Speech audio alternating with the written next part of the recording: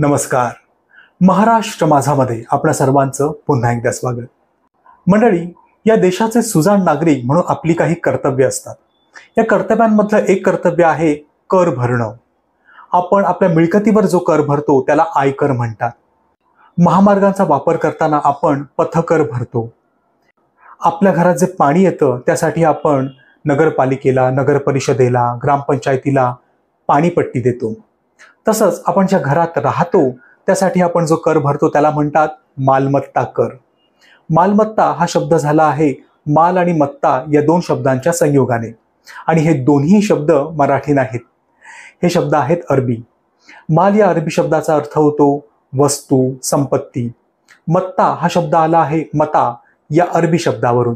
त्याचाही अर्थ होतो वस्तू, संपत्ती, पैतृक संपत्ती, वंशपरंपरेने आलेलं धन असं.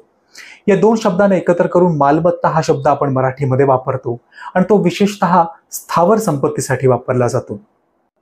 माल या शब्दाचाही वापर अनेक ठिकाणी होतो. मालगाडी. मालगाडी म्हणजे काय?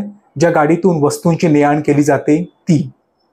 शेतमाल. शेतमाल म्हणजे शेतीतली संपत्ती, म्हणजेच काय? शेतातलं पीक. मालला दार हा प्रत्यय लागून मालदार हा शब्द झालेला आहे. मालदार म्हणजे काय?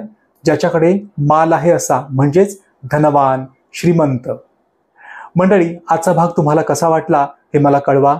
भेटूया पुढील भागामध्ये एक नवीन शब्द घेऊन. तोपर्यंत जय महाराष्ट्र.